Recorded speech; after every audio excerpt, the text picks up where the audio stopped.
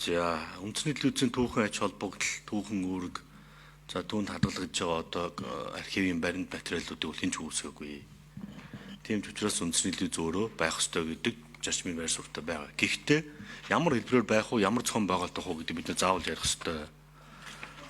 Жишээ нь одоо энэ би түрүү хэлсэн түүх соёлын музейн дурсгал зүйл 24 сая төгрөг үнэлэгдээд байж болохгүй. Үндэсний телевизийн энэ том хөрөнгө, энэ том байр 16 тэрбумаар үнэлэгдээд байж болохгүй. Ингээр ярих юм бол одоо 5 дахь байшин 16 тэрбумаар зарагдахгүй. Энэ бол зах зээл бодиттой. Тэр үнэлгээгээ дахиад хийх хэрэгтэй. Энэ ихнийх нь. Хоёрдугаарх нь түрүүн тэр сэтгэл ханамжийн судалгааг заавал хийх хэрэгтэй. Энэ та нарын ажлын үзүүлэлт байхгүй юу? Гэхдээ энийг хараат босоор хийхгүй бол хараат компаниураас хийлгэж болохгүй. За тийм яг нэг үехэд бол үндэсний телевиз 2024 оныхоо тайлангаа үндэсний зөвлөлөөр оруулаагүй байна гэдэг асуудлыг энд ярьж байна. Тэгэхээр 2025 оны тайлан бас оруулаагүй байгаа гэсэн үг.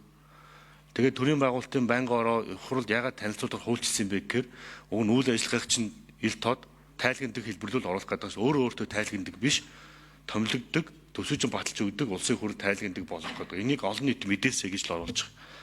За тэгээ бас дахиад яг нэг үлэхэд үндэсний телевизийн асуудал төр манайх маш боломжтой ханддаг юм аа. Манай айлын улс төрчид муулахаар гаргадаг байхгүй. Муугийн ярьцгаар гаргадаг үндэсний телевизээр. Хар тамга дарчтэй. Гэхдээ яг жинхнээсээ сайлаад магтаад хэр гаргаад идэв. Эн чинь нөгөө улс төрийн хараат байдлахгүй. Тэрнээс нэг уцтаад тэрийг гарга энийг гаргах гэхгүй л бахал та. Томилсон субъектээс нь. Яг бодтер ингэж хар тамга дарддаг байхгүй. Зарим бүр бүх үе талх нь нээлттэй. Магц нь гаргадаг, магтааг нь гаргадаг. За хувийн телевизүүд өнөөдөр нийт эфирийн 30-аас 35%, зарим 40%-ийг ямар нэгэн байдлаар худалдаж, контент спонсор эсвэл худалдаж хөрөнгө олдог, мөнгө олдог. Тэгэхээр түрүүн Амбатар гүшүүний хэлж байгаатай адилхан 2%-ийг 8% болгоход бид нар хичнээн дөрвөний санхүүгийн боломж үүсэх юм бэ гэдгийг тооцож үзэх хэрэгтэй. 2%-аар миний ойлгосноор 5 орчим тэрбум төгрөг олж байгаа мөн гэж ойлгосон зөв үү?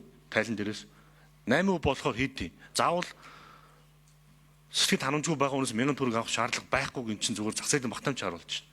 5% болгоход орлогч 8 тэрбум болох нь шүү дээ. 8% болгоход 10 тэрбум болох нь. Зарж шууршлагын орлого. Тэр ийм тооцоололоо заавал нэг хийж үзүүл яасан бэ гэсэн нэг юм байгаа. Тэгээд яг энэ одоо үндэсний телевиз буцаж энэ одоо хөрөнгийнхөө үнэлгээг сайжруулахгүй зүгээр яг зүгээр мухагаар хэлээ. Объектыг хөвччүүл яах. Ийм лобби орж ирүүл яах.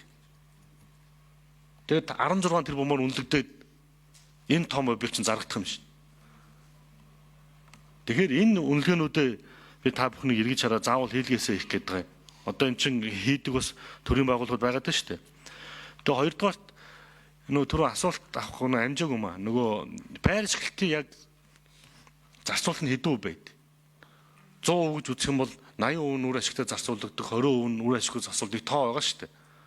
Тэрнтэй адилхан хэрэг тийм байвал одоо тэр контент үйлдвэрлэлийн одоо төв болгол яасан ингээ түрүүн бас Амбатар гүшүү хэлжсэн үү. Ийм саналуудыг та хэд мань ягараа. Тэгээд энэ хууль бараг өөрчлөлт орж таарах юм шиг миний ойлгосноор тэгэхээр тэрэн дээр үндэсний телевиз зэх юм бол тэгээд саналуудаасаа өгөөрэй. Тэгээд хоорондоо нэг хурлаа хийгээд нэг эхлээд тайлангаа танилцуулах шууд ингээд их хурл руу ороод ирэхээр та нар өвч ойлгомжгүй бидний өвч юм юу үлцээд байгаа нутаг очрог болчихж байгаа. Бүтэн 2 жилийн дараа тэрийг л хэлэх гэсэн.